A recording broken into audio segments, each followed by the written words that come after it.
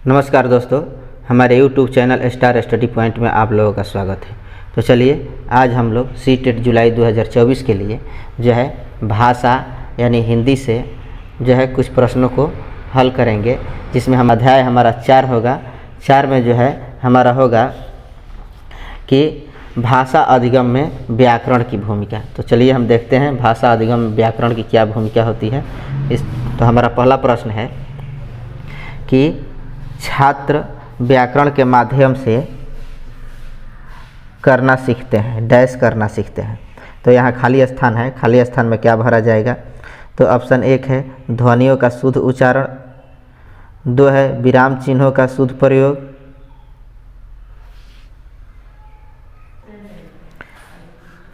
3 है भाषा का लिखित एवं मौखिक रूप से शुद्ध प्रयोग, और 4 है ध्वनियों में सूक्ष्म अंतर। तो क्या होगा इस प्रश्न का उत्तर? इस प्रश्न का उत्तर हो जाएगा ऑप्शन 3, भाषा का लिखित एवं मौखिक रूप से शुद्ध प्रयोग।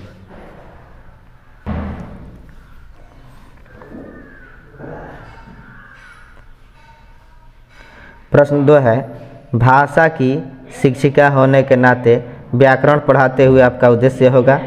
1 है बच्चों को व्याकरणिक नियमों से अवगत कराना, 2 है बच्चों को भाषिक संरचनाओं से अवगत कराना, 3 है बच्चों को वाक्य संरचना के नियम बताना, 4 है भाषा का शुद्ध प्रयोग करना सिखाना। तो क्या होगा इस प्रश्न का उत्तर?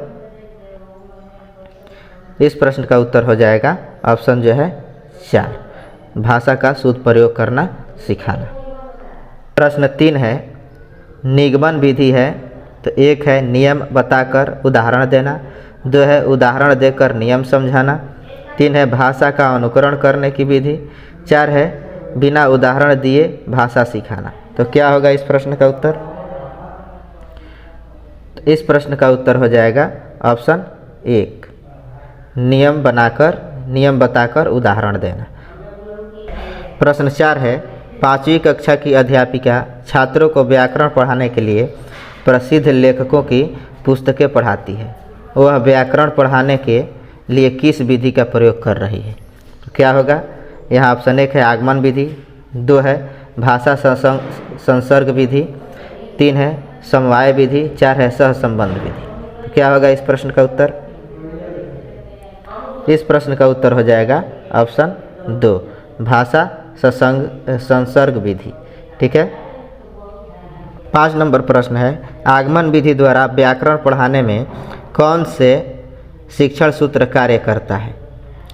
तो ऑप्शन 1 है मूर्त से अमूर्त की ओर, 2 है कठिन से सरल की ओर, 3 है ज्ञात से अज्ञात की ओर, और 4 है 1 और 3 दोनों। तो क्या होगा इस प्रश्न का उत्तर? इस प्रश्न का उत्तर हो जाएगा ऑप्शन 4, 1 और 3 दोनों। प्रश्न 6 है व्याकरण पढ़ाते समय एक शिक्षक का उद्देश्य नहीं होता। ये निगेटिव है। छात्र भाषिक संरचनाओं का ज्ञान प्राप्त कर सके, 2 है छात्र शुद्ध एवं अशुद्ध भाषा के अंतर कर सके, 3 है छात्र केवल शुद्ध लेखन कर सके, और 4 है छात्र शुद्ध उच्चारण कर सके। तो क्या होगा इस प्रश्न का उत्तर? इस प्रश्न का उत्तर हो जाएगा ऑप्शन 3, छात्र केवल शुद्ध लेखन कर सके। प्रश्न 7 है मुहावरे और लोकोक्तियों का प्रयोग करना एक व्याकरण का प्रमुख हिस्सा है। 2 हिंदी भाषा शिक्षण का सबसे महत्वपूर्ण उद्देश्य है, 3 भाषिक अभिव्यक्ति को प्रभावी बनाता है, 4 केवल गद्य पाठों के अभ्यासों का हिस्सा है। तो क्या होगा इस प्रश्न का उत्तर? तो इस प्रश्न का उत्तर ऑप्शन जो है 3 हो जाएगा, भाषिक अभिव्यक्ति को प्रभावी बनाता है। प्रश्न 8 है उसने पढ़ा, उसने खाया और उसने चीखा जैसे भाषा प्रयोग दर्शाते हैं। 1 है नियम का उल्लंघन, 2 है संदर्भ की समझ न होना, 3 है नियम कंठस्थ न होना, और 4 है नियमों का अति सामान्यीकरण। तो क्या होगा इस प्रश्न का उत्तर?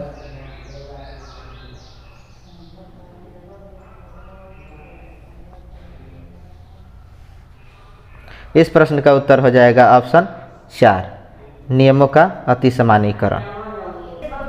प्रश्न 9 है व्याकरण शिक्षण के संदर्भ में कौन सा कथन सही है?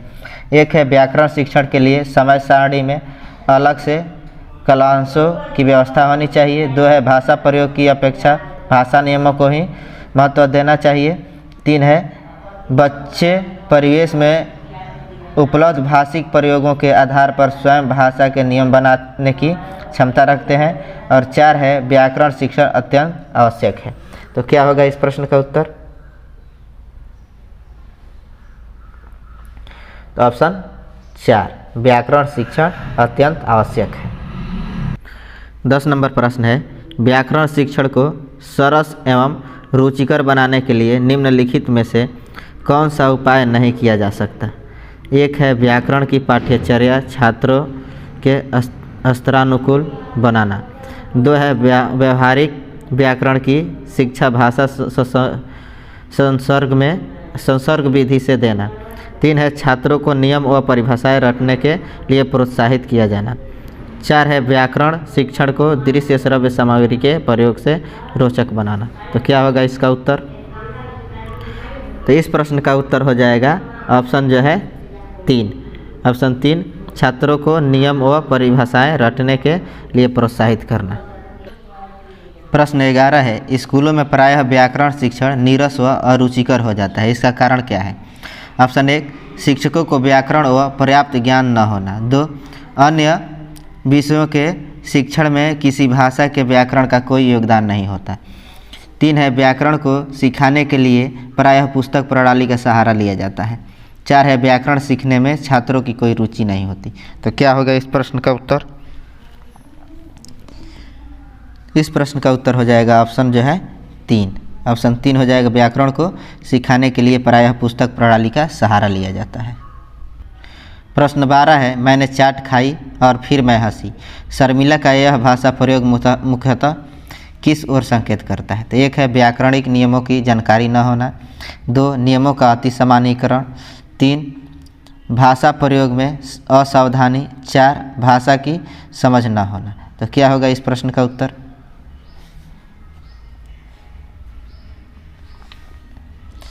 इस प्रश्न का उत्तर हो जाएगा ऑप्शन 2 नियमों का अति सामान्यीकरण। ठीक। प्रश्न 13 है व्याकरण शिक्षण के संदर्भ में आपका बल किस बिंदु पर होगा? 1 है व्याकरणिक नियमों की सैद्धांतिक विवेचना पर। 2 है व्याकरणिक कोटियों की पहचान पर। 3 है व्याकरण के व्यवहारिक पक्ष पर। 4 है व्याकरणिक नियमों को कंठस्थ कराने पर। तो क्या होगा? ऑप्शन जो है 3 हो जाएगा व्याकरण के व्यवहारिक पक्ष पर।